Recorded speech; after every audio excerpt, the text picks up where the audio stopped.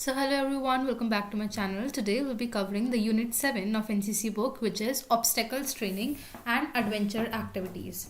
So let's get started. Obstacles Training. The Obstacles Training is a very important part of NCC training. This training not only makes the cadets physically tough, but also develops a very high degree of confidence and inculcates the qualities of courage and patience to face challenges in life. So obstacle training एक बहुत ही important part है NCC training का. इससे ना ही cadet सिर्फ physically tough होता है, but उनमें उनके अंदर एक कॉन्फिडेंस आता है और क्वालिटीज़ आती हैं कि दे कैन फेस एनीथिंग, और वो करेज उनके अंदर डेवलप होता है. The obstacle training is imparted to NCC cadets to ensure. So obstacle training दी जाती है cadets को ताकि वो फिजिकल फिट रह सके, उनकी बॉडी एजाइल रह सके, उनका जो माइंड है वो रोबस्ट रह सके, कोऑर्डिनेशन हो उनके बॉडी और माइंड के बीच में. और इससे जो कैडेट्स हैं उनकी रिस्क टेकिंग एबिलिटी बढ़ती है, प्रॉब्लम सॉल्विंग स्किल्स बढ़ती हैं और ओवरऑल एक टीम स्पिरिट डेवलप होती है. और बिसाइड्स दिस एसएसबी टेस्ट में भी ऑब्स्टेकल ट्रेनिंग कंडक्ट की जाती है, तो उसका ये प्रीकर्सर है, यानी कि उसकी ही एक ट्रेनिंग है. The cadets are trained on the obstacle course in uniform. उन्हें यूनिफॉर्म में ही ट्रेन किया जाता है. The cadets are trained both individually and as members of team. उन्हें इंडिविजुअली भी ट्रेन किया जा सकता है और एज अ टीम भी ट्रेन किया जा सकता है.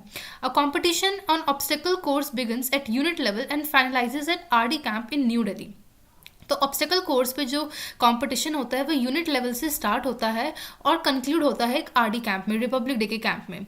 The competition is a team event and all the cadets of a team compete with other teams to cross the 10 obstacle course in minimum time without breaking any rule. तो competition जो होता है ये एक टीम इवेंट होता है जिसमें सारे कैडेट्स एक पर्टिकुलर टीम के अदर टीम के साथ कॉम्पीट करते हैं ताकि वो 10 ऑब्स्टेकल्स को क्रॉस कर सकें, और जो टीम सबसे कम टाइम में सारे ऑब्स्टेकल्स क्रॉस कर लेती है वो विनर होती है. For a team to win, all its members must cross all the obstacles clearly in minimum time without any break or stop in between the obstacle. So the restriction is कि आपको सारे obstacle minimum time में complete करने हैं बिना किसी obstacle के बीच में रुके हुए. The obstacles course. The obstacles course consists of 10 obstacles. So इसमें हमारे basically 10 obstacle होते हैं. The obstacles are constructed of wood bricks. जो obstacles होते हैं वो wood bricks के बने होते हैं, concrete या फिर mud के. जो हर एक obstacle होता है कम से कम उसके बीच में distance होता है about 25 to 30 feet का.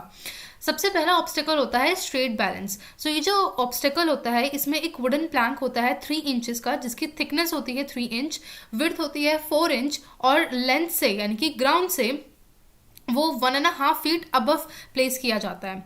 अ cadet has to cross it running. उसे ये क्रॉस करना है भागते हुए, कीपिंग हिज आर्म्स ओपन. उसके आर्म्स ओपन होने चाहिए और अपनी बॉडी को वो पूरे ऑब्स्टेकल में बैलेंस करके हुए उस वुडन प्लैंक पर चलेगा.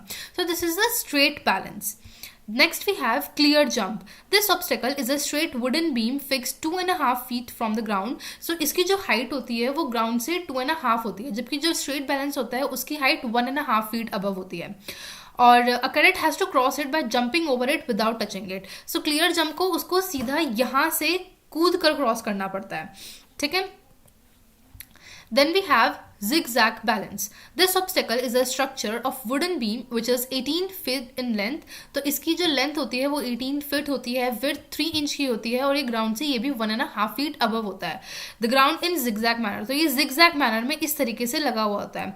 तो उन्हें वो लेंथ वाइज चलना होता है, अपने हाथ पूरी तरीके से खोलकर और अपनी बॉडी को बैलेंस करते हुए कैडेट्स को इसको क्रॉस करना होता है. Then we have high wall. This obstacle is a 6 feet high and 12 feet long plastered wall. A cadet has to run, jump, take a leap, putting both hands on the wall and pushing his body upwards to jump over to the other side of the wall. So this is high wall. तो इसमें cadets को भागते हुए आना है और jump करते हुए wall के other side की तरफ जाना है. So this is the high wall obstacle. Then we have double ditch. This obstacle consists of 2 ditches, each of 6 to 8 feet in length, 4 to 5 feet wide, and 3 to 4 feet deep, separated by a small gap of 9 to 12 inch. A cadet has to jump across the first ditch, place 1 foot on the small gap in between, and jump across the second ditch without stopping. So double ditch में क्या होता है कि इसमें यहाँ पे एक cadet खड़ा हुआ है, यहाँ पे एक डिच होती है, यहाँ पे एक बैलेंस सपोर्ट होता है जिसमें कैडेट को सिर्फ अपना एक पैर रखना होता है और फिर एक जंप लेनी होती है. So this is the double ditch obstacle.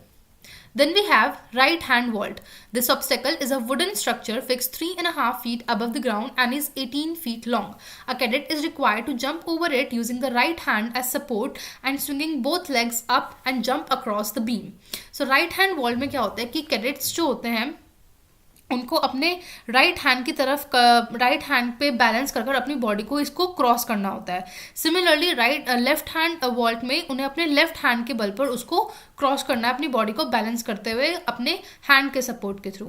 Then we have gate vault. This obstacle is a wooden structure with 2 beams fixed at a height of 3 feet and 5 feet respectively, both 18 feet long. A cadet has to cross the gate by holding the upper beam with both hands and by passing his feet through 3 feet gate and jump across the vault. So the gate vault is given here. Gate vault में उन्हें क्या करना होता है कि ये जो gate vault होती है इसकी हाइट होती है 3 फीट और 5 फीट रिस्पेक्टिवली और ये 18 फीट लॉन्ग होती है, यानी कि इसकी लेंथ 18 फीट की होती है. और उन्हें अपने दोनों हाथ यहाँ से अपने दोनों हाथ का सपोर्ट लेकर इसको पूरी तरीके से क्रॉस करना होता है. Then we have ramp jump. The obstacle is 15 feet long, 18 feet wide and 4.5 feet above the ramp. A cadet has to run in and climb over it, taking a long jump on reaching the top and land on a pit on between the both feet together. So ramp jump is कि इस obstacle की जो length होती है वो 15 feet होती है और ये 4.5 feet above होता है ground के. तो उसमें cadet को भागते हुए उस पर आना है, उस पर climb करना है और एक long jump लेनी है और बाद में दोनों पैरों के बल वहाँ पे आके उस obstacle को खत्म करना है. Then we have straight balance. This is a wooden plank of 3 inches thickness, 4 inch width and 12 inch in feet, 1.5 feet above ground level. So इसको भागते हुए क्रॉस करना है जैसे कि हमारा ये वाला straight balance है. It is again repeated here, straight balance. Then we have adventure activities. It is a training given to the cadets youth by the NCC to develop the quality of leadership, self-confidence, determination and feelings of team spirit.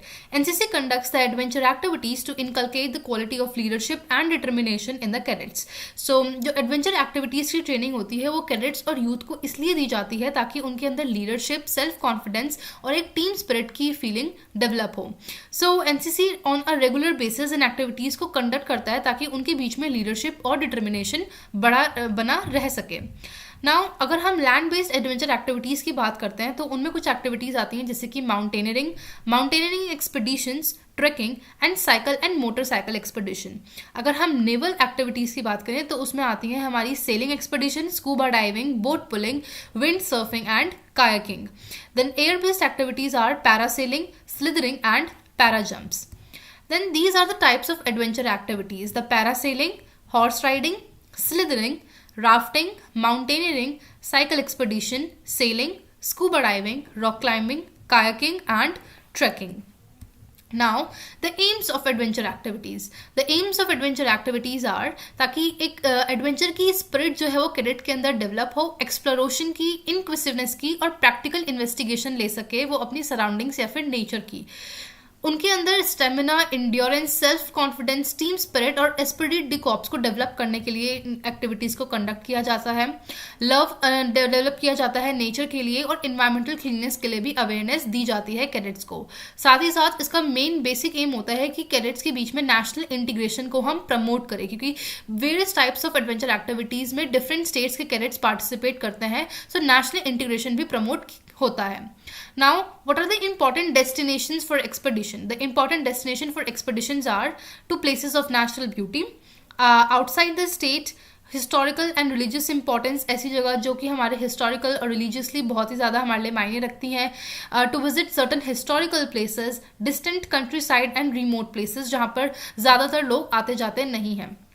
Now, what are the important points that we have to keep in mind before planning an expedition? So, points to be borne in mind while planning an expedition are that we have to be realistic and not over ambitious. कि हमें ज़्यादा over ambitious नहीं होना है. We have to collect the information beforehanded, and then we should have some financial constraints. So, the financial budget should be set by the cadets. we should have a logistic plan, then how we would move and how we would move to different types of places and by what mode of transport. Then we have to select the route and halls, the number of cadets. Then we have to conduct the selection of cadets, the physical standards of the cadets. They must be physically fit to participate in adventure activities, and a liaison with the civilian and military authorities. So this was it for this video. I hope you're able to understand the obstacles training and adventure activities. So thank you so much for watching this video.